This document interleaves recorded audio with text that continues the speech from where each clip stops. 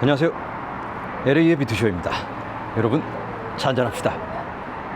스타벅스에 왔는데 오늘 아침부터 제가 커피 마시고 말차 마시고 했더니 카페인 때문에 머리가 멍멍해서 카페인 없는 걸로 주문을 해봤습니다. 여러분들도 빨리 한 잔씩 가져오세요. 물이라도 가져오셔서 일단 한 잔씩 마시면서 좀 여유를 갖고 이야기를 나눠보도록 하겠습니다. 일단 한 모금.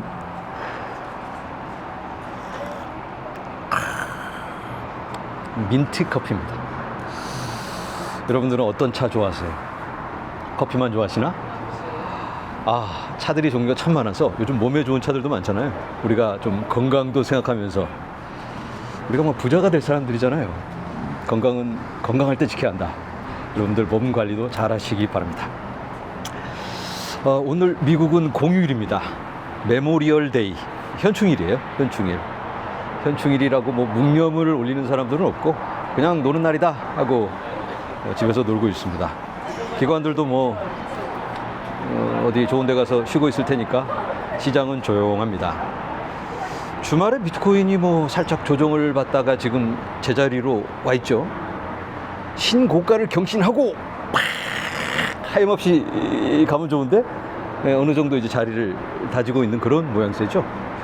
이럴 때일수록 우리가 좀 여유를 갖고 지금 잘 가고 있구나 하면서 기다리면 될 것 같습니다. 내일 미국에서 비트코인 컨퍼런스라는 큰 규모의 행사가 있습니다.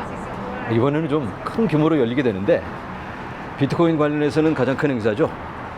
라스베가스에서 열리는데 JD 벤스, 트럼프 가족, 그리고 뭐 세일러, 정치인들, 루미스 의원 등등 쫙 라인업이 빵빵합니다. 또 뭔가 중대한 큰 발표를 하면 좋은데 안 할 수도 있고 뭐 발표를 한다고 해서 갑자기 코인이 떡상할까요? 아직까지 역사적으로 보면 비트코인 컨퍼런스 날부터는 좀 조정 하락이 있었기 때문에 좀 우리가 여러 가능성을 열어놓고 이 상황을 지켜봐야 되겠다라고 일단은 말씀드리고, 그럼 뭐 비트코인 컨퍼런스니까 소문에 사서 뉴스에 팔아버리는 그런 또 상황이 펼쳐질까? 그건 모르잖아요. 또 혹시 어마어마한 막 역대급 발표가 있다면 그러면 또 시장이 흥분할 수 있으니까 그런 가능성도 있기 때문에 우리가 무슨 어떤 큰 결정을 하기가 참 어려워요. 그냥 지금은 차나 마시면서 기다려야 하지 않나, 여유 있게 기다려야 하지 않나 이런 생각이 듭니다. 비트코인이 신고가 경신하면서 그냥 하염없이 뚫고 가는 줄 알았는데 트럼프가 찬물을 끼얹었죠, 지난주에. 그놈의 또 관세가 어쩌고 저쩌고, 유럽에 50% 관세를 때리네 만에. 그런데 또 연기한다 이런 소식에 또 안도의 한숨을 쉬고, 그렇게 일단락이 되고 있는 것 같긴 하지만 여전히 시장은 불안해합니다. 살얼음을 걷고 있는 그런 분위기죠. 시장에 참 많은 변수가 있는 것 같습니다. 자, 그런데 뭐 우리가 단기적인 그런 변수, 트럼프의 입만 우리가 쳐다보면서 어떻게 저 사람이 얘기를 할까, 이걸 보면서 가슴 졸일 수는 없으니까 이 펀더멘털, 본질적인 이런 것들을 생각하면서 우리의 투자 설계를 해나가면 될 것 같아요. 자, 요즘 시장이 약간 불안해하는 모습이 보여져요. 특히 채권 시장이 불안합니다. 미국의 국채를 아무도 원치 않는 것 같아요. 경매를 했는데 뭐 시큰둥하니까 아무도 안 산다니까, 미국 국채를. 왜냐하면 신용 등급이 강등됐잖아요. 미국의 신용 등급이 한 단계 내려가서 이제는 좀 믿기 어렵다. 미국 이놈들이 돈을 안 갚을지도 몰라.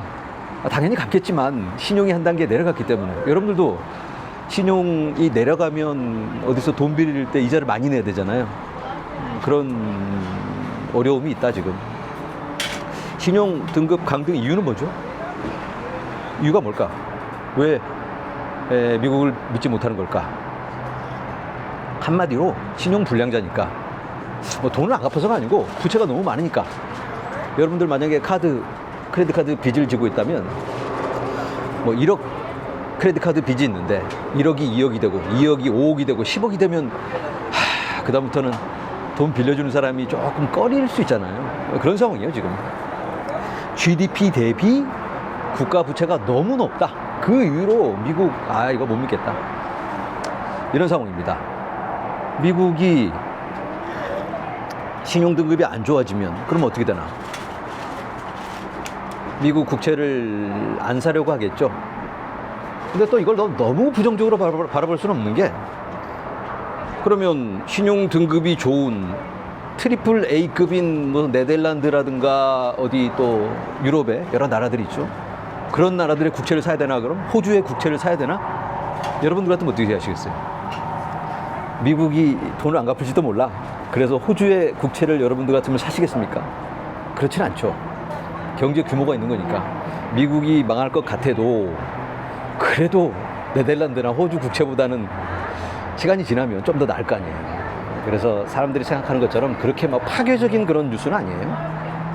그럼에도 불구하고 본질적인 관점으로 바라보면 이건 건강하지 못한 모습이다 이거죠. 자, 미국이 지금 여러 딜레마에 빠져 있습니다.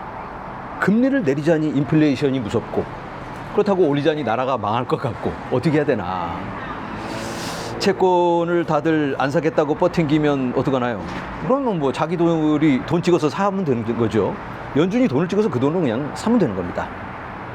그러면 지네들이 돈 찍어서 지네 채권을 사는 거면 이거 좋지 않은 거잖아요. 여러분들이 딱 듣기만 해도 이거 사기 냄새가 나잖아요. 그런데 이 금융 시스템이라는 게 결국은 다 사기예요. 일본도 마찬가지예요. 일본의 국채를 가장 많이 보유하고 있는 주체는 일본의 중앙은행이거든요. 그러니까 모든 전 세계 중앙은행이, 전 세계 이 명목 화폐는 다 똑같다. 믿을 수가 없다. 그래서 전체 이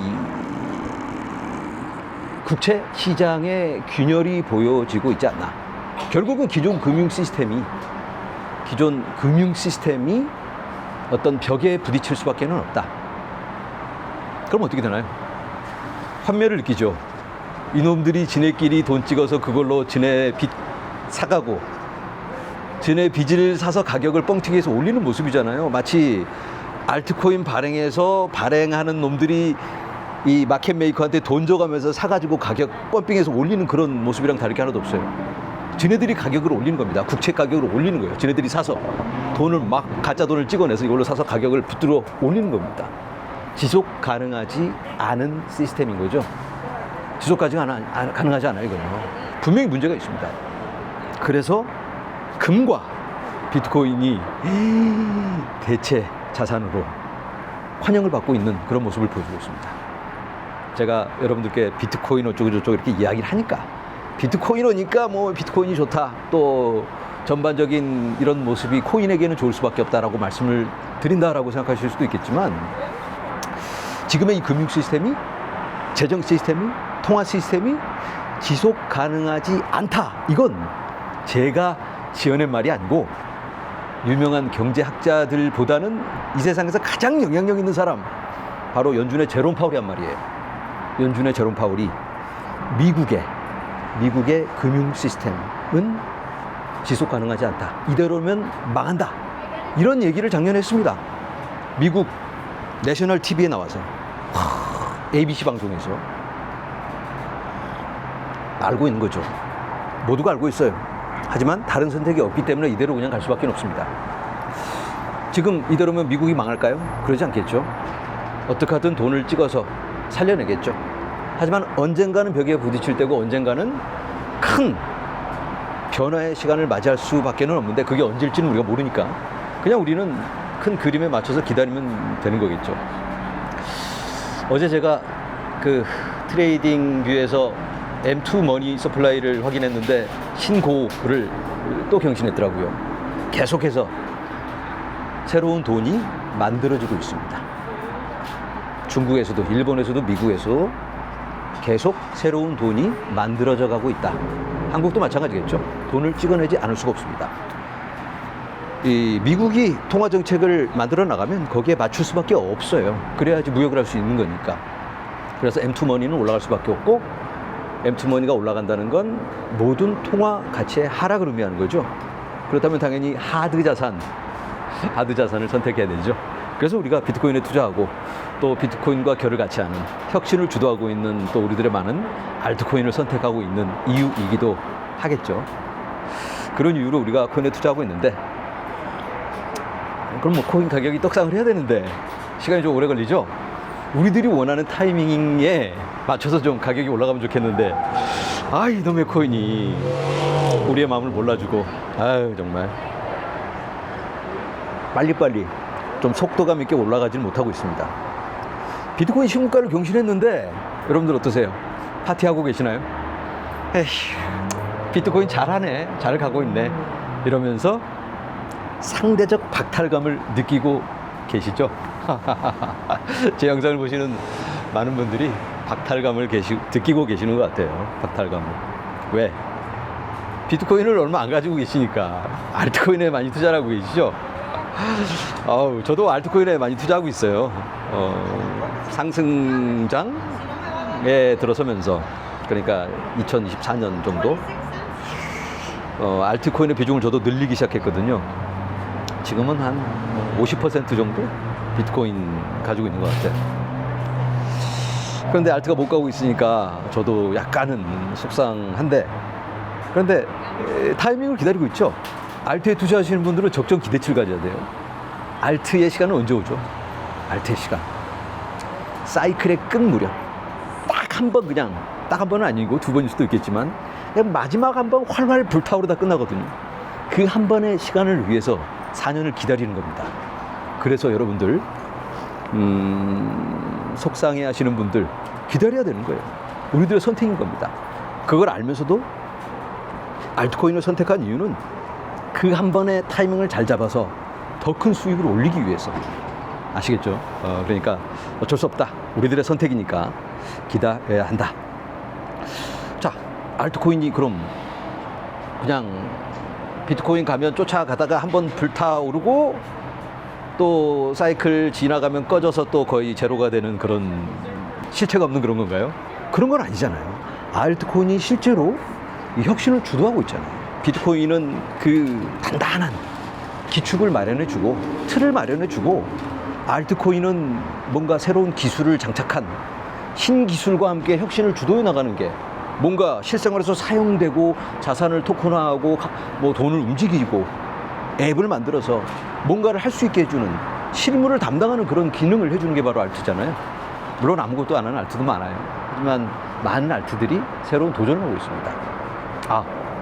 중동에서 큰 움직임이 있다라고 제가 어제 영상에서 이재원 교수님 모시고 그 중동의 흥미진진한 상황을 함께 알아봤는데, 어제는 또 뭐 두바이에서 부동산의 토큰화 이걸 추진한다. 컨트롤 알트라는 회사하고 뭐 진행을 하는데, 블록체인으로는 XRP 레저를 선택했다고 해요. XRP 레저가 또 RWA의 선택이 되고 있습니다.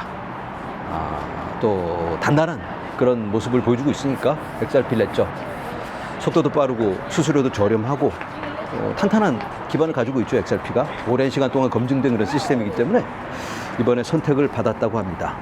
오늘부터 XRP 투자자들 많이 계시잖아요. 가슴이 살짝 설레올 수도 있겠는데, XRP가 지금 뭔가 또 꿈틀꿈틀 거리면서 뭔가를 준비하고 있잖아요. 바로 서클사를 인수하느냐 마느냐, 코인베이스와 경쟁을 하고 있는데 어떻게 될지.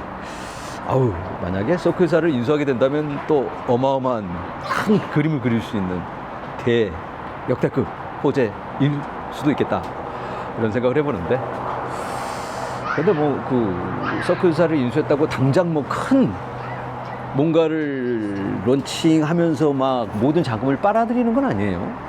여러 가지 기술적인 또 제도적인 행정적인 문제가 있기 때문에, 만약에 혹시 서클사를 인수해서 갑자기 떡상하면 그건 단기적인 상승일 수 있다라고 일단 제 의견을 말씀드립니다. 여러 가지 지금 많은 움직임이 여기서 보여지고 있습니다. 우리가 투자하는 이 코인이란 게 실체가 없다라고 사람들이 많이 이야기를 하고 있지만, 실제로는 공부를 해보고 그 안을 들여다보면 많은 것들이 일어나고 있잖아요. 실제로 사용되고 있고, RWA 또 AI와 결합해서 뭔가 솔루션을 만들어져 가고 있고, 디파이라든가 또 스테이블코인이 가장 좋은 예죠. 스테이블코인 법안은 아마 곧 통과가 될 것 같은데, 올해 안에는 뭐 거의 100%는 아니지만 뭐 95% 이상 통과가 될 것 같습니다. 이게 굉장히 중요해요. 스테이블 코인 법안, 그리고 또 하나 중요한 거 마켓 스트럭처. 이게 너무너무나 중요합니다. 마켓 스트럭처 법안이란 게 특히 알트코인에게는 굉장히 중요한데, 이 코인이 뭘 할 수 있고 뭘 할 수 없는지를 정해주는 그런 법안이기 때문에 그 안에서 열심히 개발을 하고 솔루션을 만들어서 그걸 통해서 많은 투자를 유치할 수도 있고 정말 꿈을 펼쳐나갈 수 있는 그런 기반을 마련해주는 그런 법안이라고 볼 수 있습니다. 이 두 가지가 가장 중요한 법안이라고 볼 수 있고, 세 번째 법안은 바로 비트코인 전략적 준비자산. 이게 사실 더 파장이 있는, 더 영향력이 있는 법안이긴 한데 시간이 좀 걸릴 수 있어요. 여러 논의를 거쳐야겠고 또 상원 하원을 거쳐야 되기 때문에 이건 아마 내년쯤 통과가 돼서 세상을 깜짝 놀라게 해주지 않을까. 아우, 정말 저는 생각만 해도 약간 아찔해요. 비트코인을 전략적 준비 자산으로 채택해서 미국이 그것도 막 사재기를 하기 시작한다면 어떻게 될까. 온 세상에 포모가 올 수밖에 없고 국가적 초비상사태가 될 수밖에 없는데, 근데 그게 뭐 그냥 허무맹랑한 얘기가 아니고 벌써 행정명령으로 그걸 주문했잖아요, 트럼프가. 이제는 의회에서 그걸 좀 더 체계화해서 법으로 만들어서 그냥 탄탄하게 앞으로 진행해 나가는 그런 수순일 뿐이다.